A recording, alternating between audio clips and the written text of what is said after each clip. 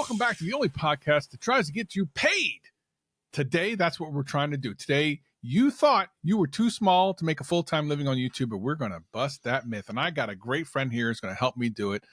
His name is Justin. How you doing, Justin? Moore in the house. Yo, Travis, I am stoked to be here, and you better believe we are going to make people some green today. That's right. All right, we're doing it. Let's go. I love it. Listen, if you're new to the podcast, we're here to help you grow your YouTube channel, and in this particular case, help grow your business.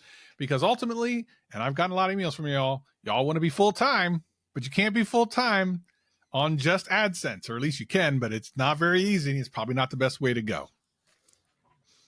100% true.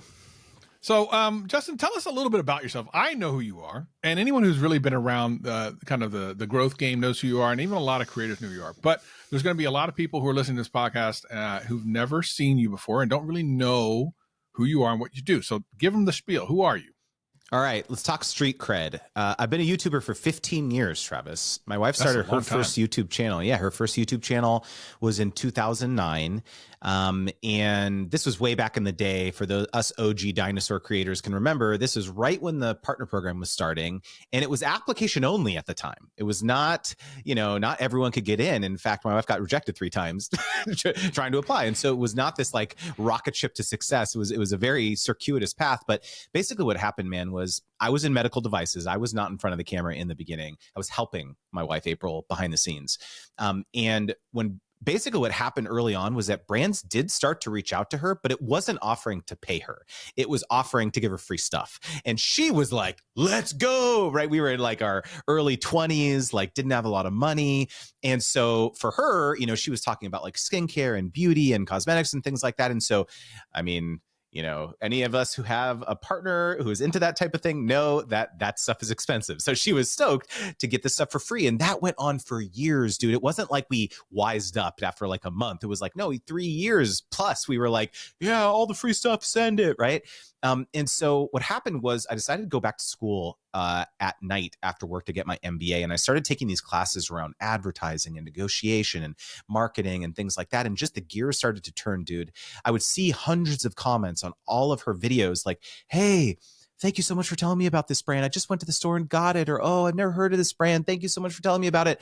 And I went to April one day and I said, honey, I feel like we're getting the short end of the stick here. Like a free $30 bag of potato chips is not adequate compensation for the value you're bringing to these brands. And so I said, okay, the next brand that reaches out, ask if they have a collaboration budget to work with you. She's like, there's no way any brand is going to pay me for this. I said, come on, just try it. So sure enough, next brand that reached out, she asked it, typed in the email, and they said right away, oh yeah, sure. If you can talk about us in 2 videos a month, we will pay you $700 monthly.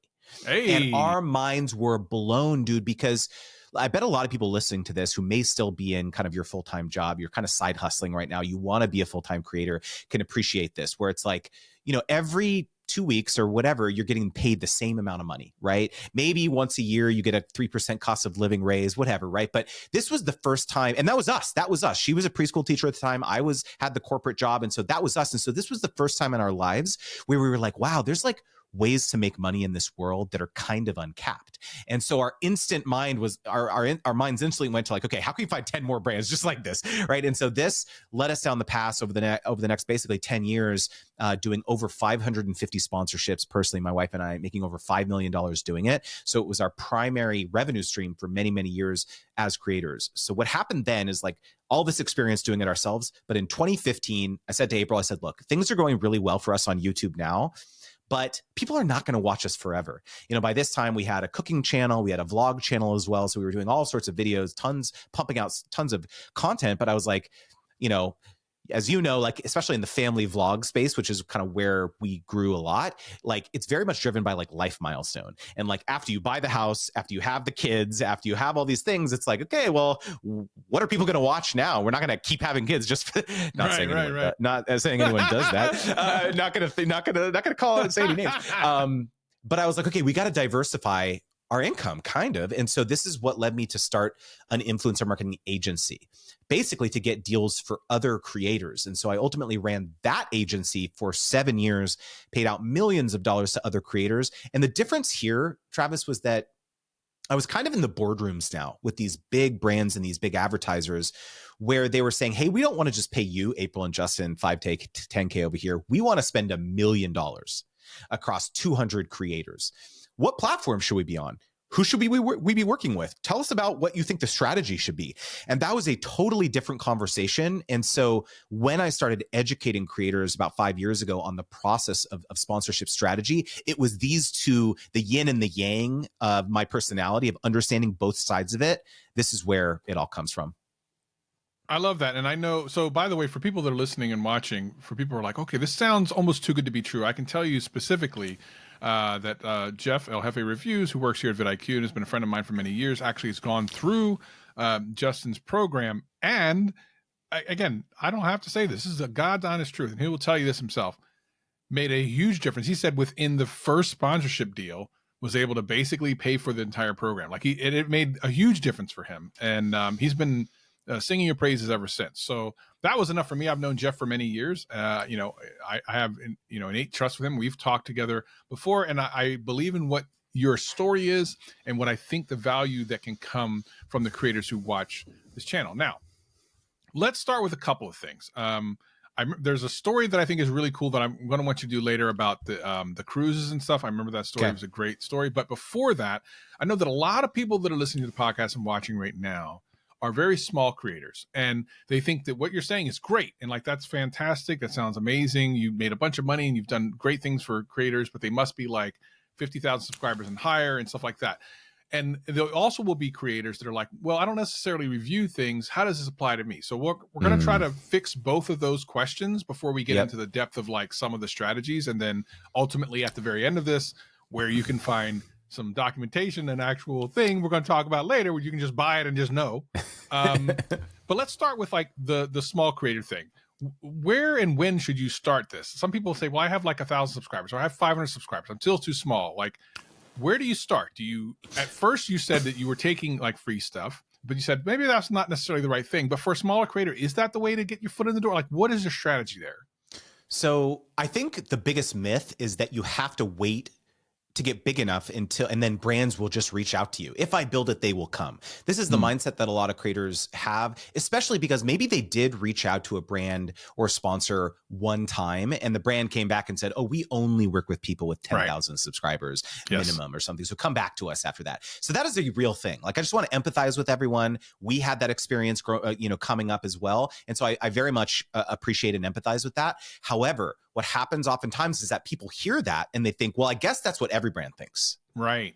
When that is absolutely not the case. There are a lot of brands who have never worked with a single creator, who have never worked with a single YouTuber or influencer because they just think that maybe they're too small as a brand. No creator would ever want to work with them.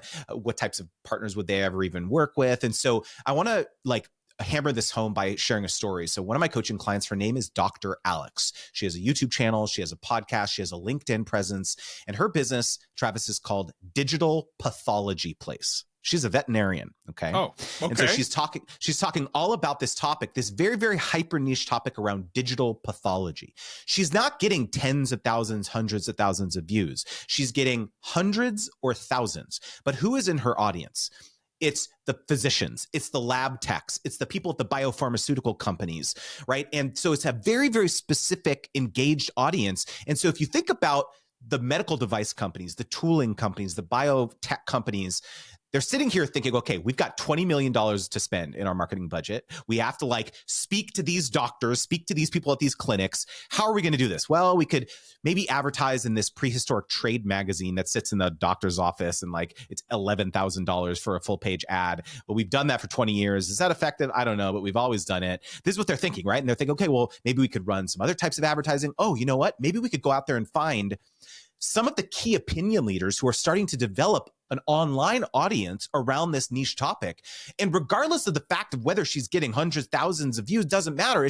She's the person. How can we leverage this person's name and likeness? Hey, heck, why don't we fly Dr. Alex to our conference, to our factory, do a tour of our facility, meet our key opinion leaders, the people on the R&D team. So Everyone listening, does that sound like a normal brand deal? A 90-second integration on your YouTube channel? No, not really. And so this is the big mindset shift, especially if you're someone who has a very specific niche.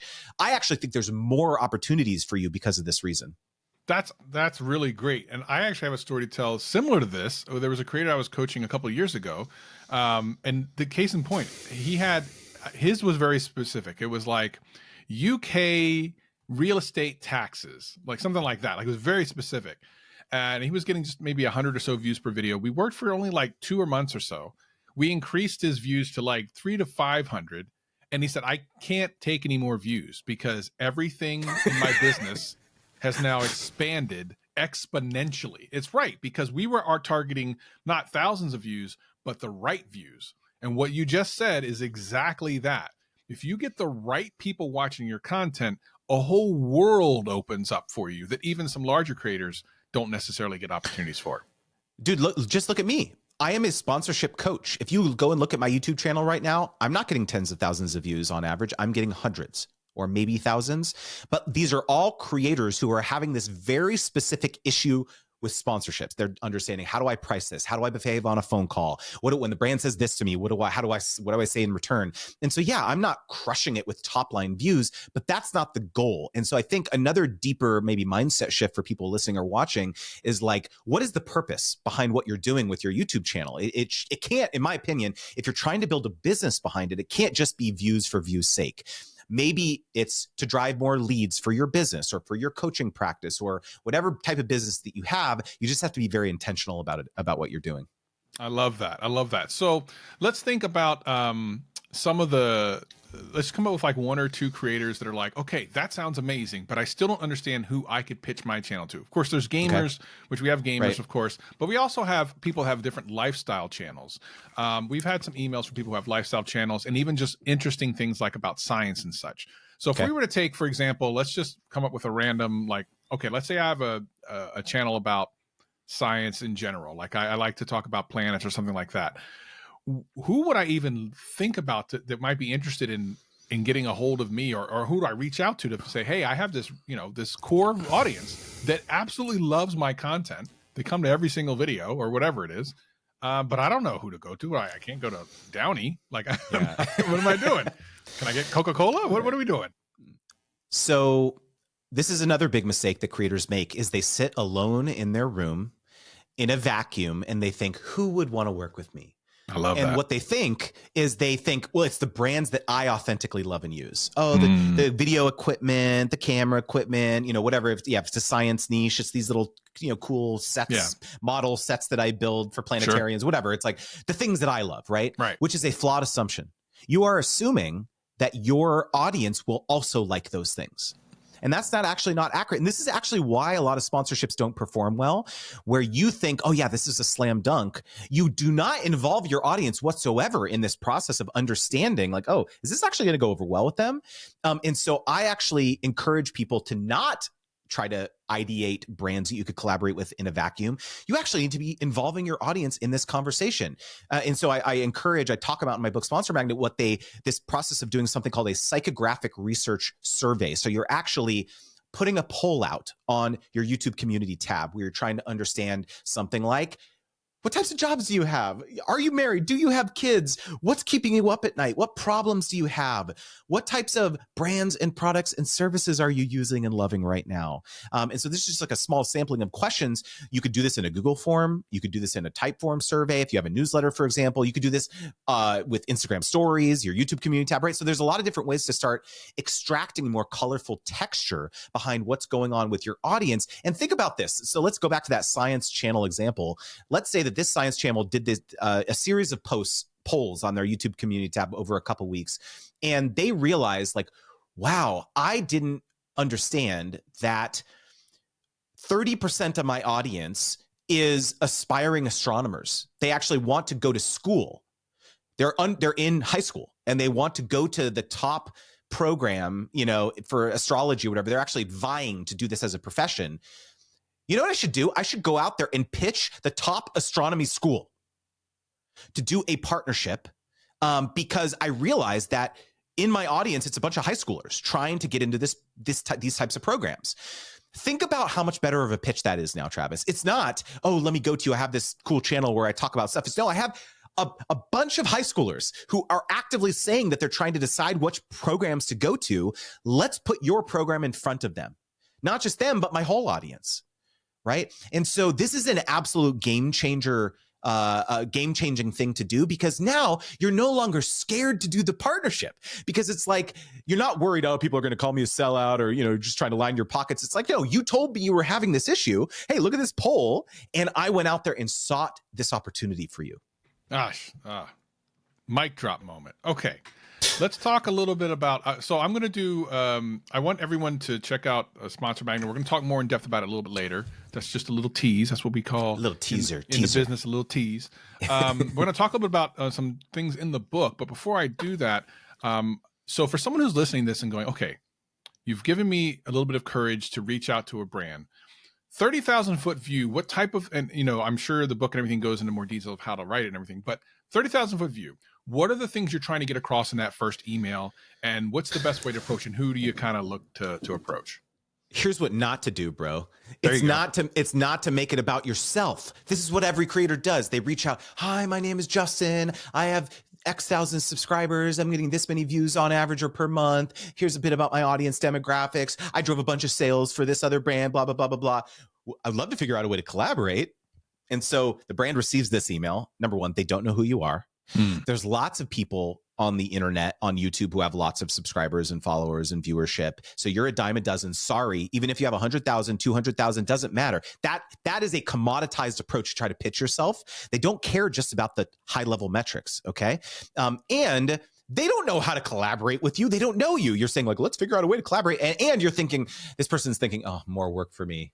I'm so busy. I have no idea who this person is. So you know what? I'm going to delete this email, or I'm not going to respond. And so it's the long, dark night of the soul. You get sad. You're staring in the mirror and you're like, you're never going to pitch again. Don't ever do that. Right. But you're not going to want to do that. Right. Because, and this is why a lot of creators stop pitching, because they convince themselves that it doesn't work, when in reality, it absolutely does. But you have to ensure that you're saying something that will get them excited, help them understand how you can serve them. And so the big flip here is, it's not about you, it's about them. And so the way in which you do this is a process of research, where you're actually looking at the types of content that they're posting on a platform like Instagram, for example. Hey, we're sitting here in time of recording February. We want to work with this brand right here. Well, I'm not going to look at what they're posting right now. That's too late. If I was trying to forge a partnership for winter, springtime, whatever, I need to know what kind of campaigns were they running last summer. Let me scroll back on their Instagram and see what they were doing in June or something. And they have the hashtag science abs, maybe not, the hashtag science abs for the summer. You know what the subject line of that email is when you reach out, Travis? It's hashtag science abs in 2025 ?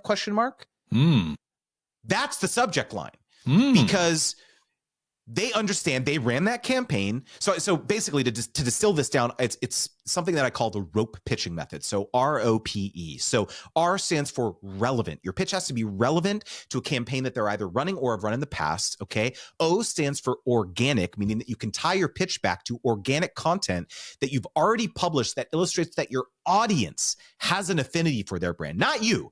Your audience has an affinity for them. P stands for proof, so you can show how you've helped others achieve results. And E stands for easy to execute, when they say yes. So let's actually go pull this example here. So it's the relevancy of the science abs thing. We're just making this up, obviously. Yeah. Actually, you know what? Should we do it? Should we just real quickly call an audible here and do a pivot? What if we tried to pitch like National Geographic or something? Oh, I love for this channel. Should we do this? Yeah. Okay. So what I'm going to do right now, and you know what I'm going to do? I'm going to share my screen here, if that's cool. I'm running an audible here. Do it. I'm going to share my screen, and we're just going to walk through this. Okay. All right. I love this real time. So for those of you listening to audio podcast, you got to go over to the YouTube channel. Watch this. This is. You would have to pay for this normally. You're paying with your time right now. You're paying with your time. Justin doesn't have to do this. I don't have to do this, but I feel like these types of working examples are more helpful sometimes, you know? Okay, so let me share my entire screen.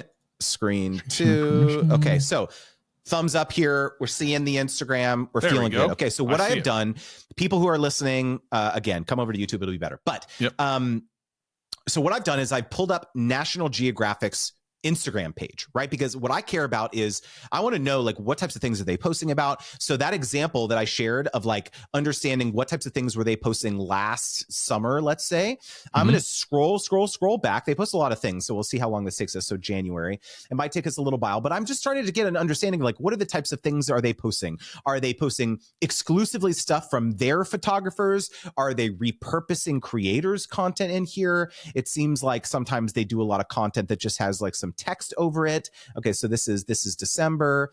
Okay, so here's 2024 medical breakthroughs. This is interesting to me. What I want to know is, let's see here. Okay, so here we go. Okay, so here's a good one. It's going to take a while to scroll back to last summer, but here's a good one. So on December 10th of 2024, let's say we're trying to pitch National Geographic for a holiday campaign. They have this thing here that says their holiday gift guide for anyone who loves travel. This is like a big thing that they're trying to drive towards, right? And you better believe that on their website, they probably are doing affiliate links here. Look, so you say Nat Geo will earn a commission for certain purchases on the bottom here, right? And so this is an important thing to them, right? And so your pitch to them is, if you're trying to pitch them, it's Nat Geo holiday gift guide in 2025, question mark?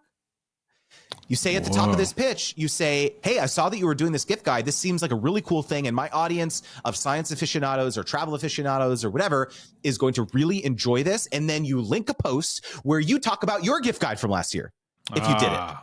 Where you say, hey, click through, see what people were saying about this. They're really into this. And the really important thing here, Travis, is that if you don't have a relevant piece of content that would work right here, you make it in advance of the pitch. I love that. So it serves your audience on the one hand. It's not like it's a not useful piece of content. It's still a gift guide is still going to serve them, but you also know that you're going to use this in your pitch for Nat Geo in 3 weeks. Okay. And then the next part of this pitch is, hey, I would love to help spread the word about this in the following ways. I will do 3 integrated YouTube videos. I will give you, I can turn around the first asset within 10 days. I will cut down some of these assets for you to repurpose for paid advertising for 3 months. Right? Happy to share some results of how I've worked with XYZ brand over here. Are you free on Thursday at 10 a.m. to talk about this? Wow. That's the pitch. Powerful. Right? And so do you see what the most important thing I want people to take away from this is that how long did this take us, Travis? I mean, this was real time. This was like 2 minutes. This took us 2 minutes. So a lot of people think that this is this overwhelming process of like, I don't know what types of brands to work with. I don't know what they're interested in. No, you look at their Instagrams. You look at what their director of marketing is posting on LinkedIn. You look at their job boards, bro. They were just recruiting for an influencer marketing manager 3 months ago. Sure, let me go read that job description and see all the things they need help with. Wow. Right? That's fire. Yeah. Incredible. Well, let's talk a little bit about the book because there's some questions about some of the things you said in there, which is great. Again, there'll be links in the description to show notes. We'll get, again, a little bit deeper about what the book is in a minute. But Jen wanted me to ask you specifically because she read the first part where there's something called a media kit. For those who don't know, media kits are, generally speaking, this thing that kind of shows your proof of what you've done in the past. YouTube actually has one integrated and that sort of thing. But I do want to ask you that she said in the beginning of the book, it kind of talks about how these are dead, which is when I was like, huh? What are you talking about, Willis? What are you talking about? All right. So 2 pieces of data here. One, an anecdotal piece of data. Of the last 100 deals that my wife and I have done, only less than 5 have asked to see a media kit. So brands are just relying on it less, I would say, in terms of understanding how you can serve them. But the more useful exercise, I believe. So first of all, I do think the process of creating a media kit is helpful insofar as it makes you stop and think about your creator identity. How am I not only serving my audience, but how could I potentially serve prospective brand partners, right? So if you have to sit and think about what is my one-liner, I call it in the book, your STP, your surprising transformative promise. What is my STP that a brand reads that one-liner in my YouTube About section or my bio on a social media platform, and they instantly understand, wow, everyone in Justin's audience has the problem our product solves. That's what you're trying to accomplish with your one-liner. And if you can't say that, if you can't rattle off that one-liner in 10 seconds, that's a problem. Because if you ever get on a phone call with a brand, or a brand is trying to push back on rates that you're providing to them, if you don't have a succinct narrative about why you're different, about why they should pay you 2 or 3 times as much as this other creator over here who quoted them less when they're trying to gaslight you, right? You have to be able to tell that story. And so the act of putting together a media kit is useful. The problem is that the problem I have with them is that people use them as a crutch. They make it once, and then they pitch a brand, and then okay, just see my media kit attached, and then they attach the PDF and they mail it in, and they copy and paste this same pitch to 100 different brands, and then they wonder, why isn't anyone responding to me, right? And so, well, first of all, quick tactical thing: never ever attach a PDF to a cold email, because that brand's corporate firewall probably blocked your email because you're an unknown sender. And it's not even going to get through. So the reason that they didn't respond may have just been because you attached a PDF. Anyways, I've got a lot of these tactical things as well. Love it. But the better use of the media kit, in my opinion, is you actually keep that to your chest, that information, and you actually put that into a bespoke custom proposal. So a lot of the same elements that you have in your media kit can be very useful after you have an initial discovery call or interaction engagement over email with the brand, where you actually ascertain some of their business objectives. And then you say, hey, this was great. I'm going to put together a proposal now. And a lot of those same elements that you have in the media kit are great inclusions in your proposal. So you've got case studies, you've got, information about yourself, information about your channels, but really at the end of the day, it's about them. It's about how you can serve them. In fact, like I'll just like kind of behind the scenes here, like page number 1 of every proposal that I send out is what I heard. That's page number 1. It's a regurgitation of exactly what the brand told me on the call or over email. Because what happens, Travis, is that they take this proposal and they send it around to other people who weren't on the call. Their boss, if it's an agency, they send it to their client. And so this person who's probably the decision maker, not them, it's this other person here, they need to feel good that this person that they're about to pay 10, 20 grand or $500, $1,000, whatever the amount is, understands the business objective. Right. And so there's all these little things that you can do to optimize and increase your chances of getting on the radar, attracting brands. But a media kit, in my opinion, is not one of them. I love that. Okay, a couple more questions before we kind of dive into the book a little bit more. How many subs do I need to start? We kind of briefly touched on that in the beginning, but if you have 500, who are you pitching to, and what are you pitching at that point? Are you saying, listen, I just help? I know you talked about value, which I think is important. Yeah. But there is, I know I'm going to get emails about this next week. I know for a fact I'm too small. People are not going to look at my email. Like, how do I make guys? First of all, you buy a sponsor magnet and then you write the email based on that. But besides from that, how do you get over that and go, okay, I'm at 500 subscribers. I'm strong enough to go ahead and pitch myself to somebody. Like, what's the deal? I have a video on my YouTube channel called "How to Get Sponsorships with 0 Subscribers." Oh, do it. Okay, you gotta link that because obviously it's hyperbolic, but yeah, of course. I talk about something called the sponsorship continuum. This is a very important concept. So when you were in the beginning and you're at the very outset of your creator journey as a YouTuber, let's be real here. If you have a couple hundred subs, you're getting 100 average views per video. If you were to reach out to a brand and say, hey, let me talk about you on my YouTube channel, they're going to take one look at your channel and be like, not really going to move the needle for us.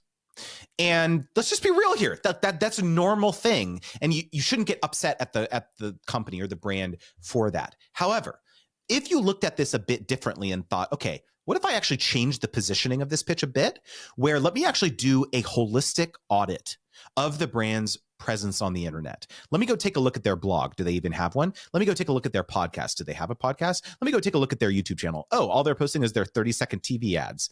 Lots of brands do that, right? So that's not going to work on YouTube, right? Let me go take a look at their social media. Are they posting stuff on social media, right? And so you do this big kind of overarching analysis, and you come to them and you say, hey, look, love your brand, big fan. I actually think you could be telling your brand story in a more compelling way.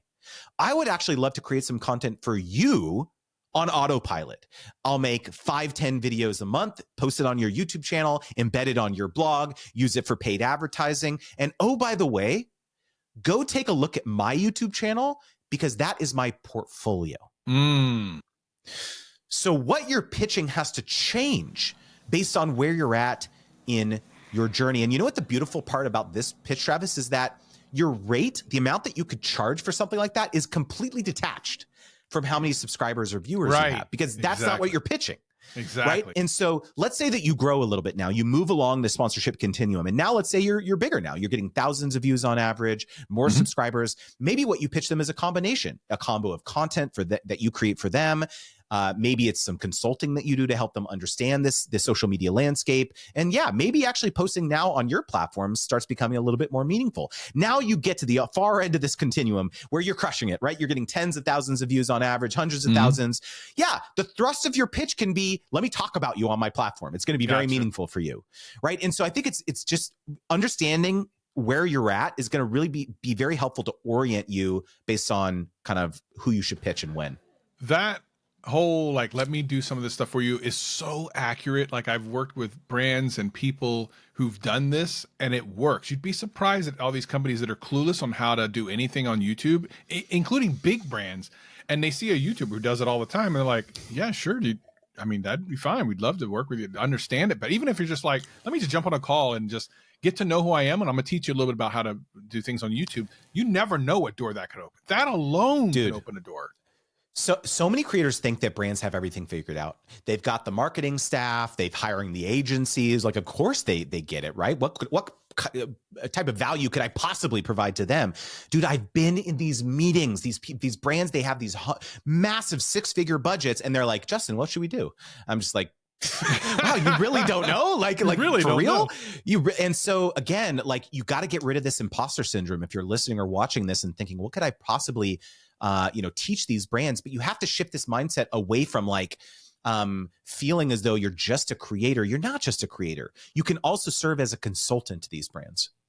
All right, 2 more questions, and then we're going to just talk about the book and end out of here. Longs versus shorts. How does that work? Like how are they the same pitch? Is one easier to pitch than the other? What's the deal there? Dude, it's all about what the brand is trying to accomplish. If they believe that their product or service can be accurately represented or demonstrated in a short form fashion, then maybe that's something that they want to do. Or maybe they're trying to attract a different type of demographic, maybe a younger demographic who is primarily consuming content on TikTok or YouTube Shorts or Instagram Reels or something like that. Maybe that's going to be their primary strategy. Dude, I talk with so many creators who are in my DMs, in my inbox all the time that says, man, Justin, what is going on? I was absolutely crushing it during the pandemic with long form integrated YouTube videos, and it fell off a cliff. I had brands in my DMs or in my inbox every day. What happened? 2023, 2024 hit, and like, it fell off a cliff. It's because this is a real thing that brands started reallocating some of their influencer marketing budgets to short form content, to TikTok, to YouTube Shorts, to Instagram Reels. And so you really do, if sponsorships are a significant part of your revenue stream, you absolutely need to be kind of taking a pulse check here every 6 months, every 12 months, and being like, okay, let me just understand here. Not only, number one, are the brands that I usually work with starting to advertise, I'm seeing them advertise with other creators on short form. That's an important like data point. Also, is my audience starting to consume content on short form or learning or being entertained by short form content as well? I think this 2-part litmus test is very useful to try to make a determination of where you should invest in terms of new content formats as a creator. All right, last question. And I know I'm going to get this question because I personally, as a content creator, have gotten this question from other content creators. And I never have a good answer for this. And then I'm going to tell a real quick story about what it is. I'm going to ask the question, then I'm going to tell you my story. How much do you charge? Let me explain my litmus test for whether or not I've asked to charge the right thing. This wasn't even that long ago. I get sponsorship offers quite a bit in my inbox, and I ignore most of them. There was one that was kind of interesting to me. And I was like, but I'm also kind of lazy, so I don't like to do these little videos and stuff. So I threw out a number that I thought they would say no to. They replied back in about 5 minutes saying yes. And at that moment, I knew I did not ask for enough. If any brand immediately says yes, you didn't ask for enough. And I think Justin knows this better than anybody. Bro, they could have at least scheduled their response for like a couple hours later to not give you that pit in your stomach. I could hear the sucker coming through my head. It was insane. All right. I apologize, or maybe I don't apologize, but I got to get a bit into the weeds here about why this is important for people to understand. So there's two buckets that you need to consider when it comes to your pricing, okay? The first over here is called the ARC framework, understanding brands' goals. And the other is the DO rule, DUE, understanding the deliverables, the usage rights, and the exclusivity. So let's talk about the ARC framework first. So first of all, a lot of people do not even factor this in at all to their pricing. They're trying to evaluate how much they should charge in a vacuum. They say, oh, this is what my average viewership is. And they look up some calculators online that are trash, that are only evaluating, again, like what their engagement rate is and all this stuff that, yes, it's important, but it's only 50% of it. So let me explain. So when a brand decides that they want to run a campaign with a creator, they have three goal types. It could be one, two, or all three of them. So A in the ARC framework is awareness. So the primary reason that they want to hire you, Travis, is to spread the word about this new product. Oh, they've got this new AI feature that they've invested a ton of money into and they want everyone to know about it. Or maybe they were only available in the US, now they're available in the UK. That is an awareness campaign. R in the ARC framework is repurposing. This is where, going back to the sponsorship continuum, where the primary reason that they want to collaborate with you is to take the content that you generate and use it in other ways, put on their website, put it on their social media, use it for paid advertising, etc. The C in the ARC framework is conversions. That's where they care about sales, right? App downloads, software trial signups, something attributable and measurable. And the reason that you need to be asking a brand what success would look like if you were to collaborate is that your pricing has to change. Let me explain by working backwards. So let's say that you are negotiating with a brand who says that they have a conversion-focused metric, right? That they are trying to drive sales. So what's likely happening is this contact has what's called a CPA metric that they are beholden to, a cost per acquisition metric, meaning that, okay, they say, okay, if we hire Travis to do an integrated YouTube video talking about us, he on average gets 10,000 views per video, whatever. I don't know what you get. I'm just easy math. 10,000 views on average, right? Of the 10,000 views, we are going to conservatively assume that 10% of those viewers are going to click the link in the description box.